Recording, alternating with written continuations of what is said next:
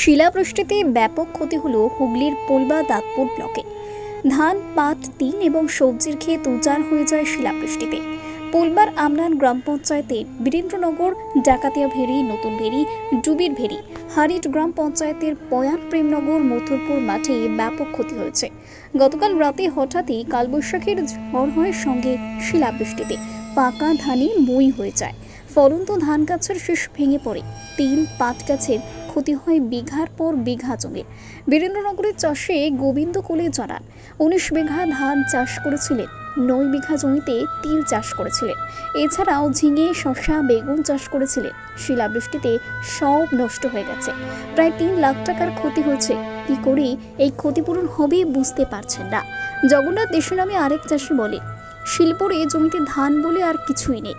গতকাল রাতে প্রচুর পরিমাণে শিল পড়ে, যে কারণে চাষের ক্ষতি হয়েছে। এই ক্ষতি কিভাবে পূরণ হবে জানি না। ক্ষতিগ্রস্ত এলাকা পরিদর্শনে যান পোলবা দাঁতপুর ব্লকের বিডিও জগদীশ চন্দ্র বারুই, সদর মহকুমা শাসক মিতা সান্যাল, শুক্ল সুভাষ চন্দ্র ঘরা সহ অন্যান্য আধিকারিকরা।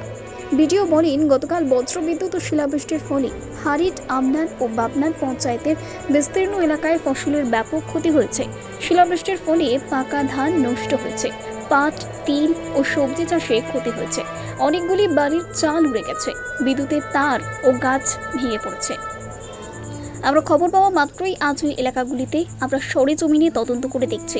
যাদের চালাও উড়ে গেছে তাদের সরকারি সাহায্যে ত্রিপল ও যাদের ঘর ভেঙে গেছে তাদের আমরা উদ্বোধন কর্তৃপক্ষের নজরে আছি। কত বিঘা জমি ক্ষতি হয়েছে তার পূর্ণাঙ্গ হিসেবে এখনো পাওয়া যায়নি। উপেন্দ্র কল্যার রিপোর্ট, জজবাত 24 বাংলা। হ্যাঁ দাদা, আপনাদের মাঠে কি হয়েছে? আমাদের এখানে মাঠে ধান বলে কিছু নেই।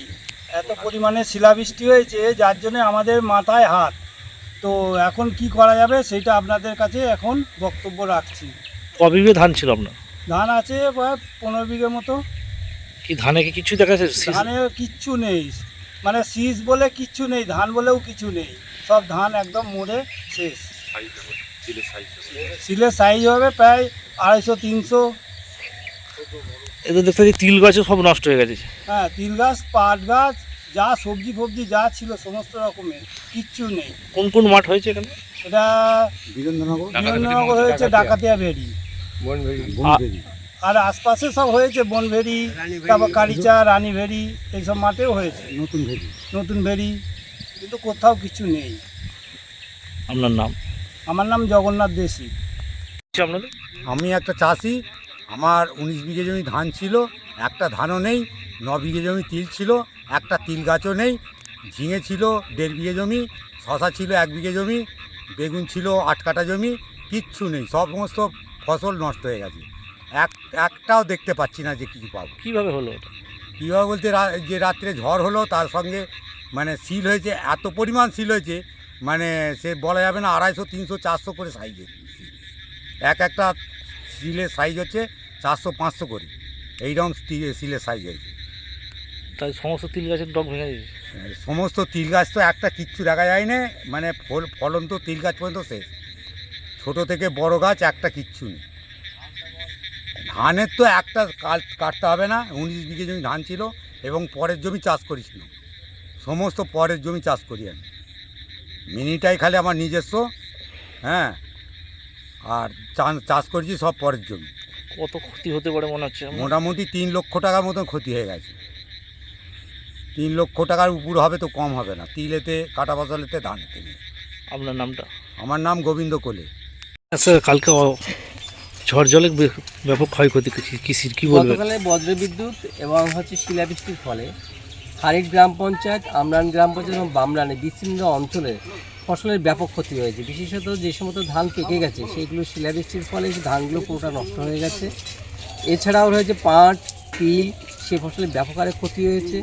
অনেকগুলো বাড়ির তাদের হচ্ছে গিয়ে চালাগুলো সব উড়িয়ে নিয়ে গেছে। ইলেকট্রিক পোল প্রায় 30টি ইলেকট্রিক পোল ভেঙে গেছে। এছাড়াও বিভিন্ন রকম তার ছিঁড়েছে, গাছপালা ভেঙেছে, ব্যাপক ক্ষতি হয়েছে। সেই জন্য আমরা খবর পেয়ে প্রধান সাহেবদের সঙ্গে আমরা পঞ্চায়েত সমিতির কর্মাধ্যক্ষ, প্রধান সকলকে আমরা সরজমিনে তদন্ত করে দেখছি এবং যাদের চালা উড়ে গেছে সরকারি সাহায্যে তাদের ত্রিপল এবং আদার যাদের সম্পূর্ণ ঘর ভেঙে যায় তাদের আমরা সবজি তুলে নিয়ে উদ্বোধন কর্তৃপক্ষের নজরে আনছি। কত ক্ষয়ক্ষতি হয়েছে মনে হচ্ছে পুলবাড়ি? এখনও অ্যাক্সেস করা যায়নি, তবে এডি অফিসেও ফিল্ডে আছেন এবং ইলেকট্রিক দপ্তরও তারা থেকে রিপেয়ারিং কাজের জন্য তারা পোল বসাচ্ছেন। আর সুতরাং আমরা বিকেলের দিকে জানতে পারবো যে মোটামুটি কত বিঘে জমি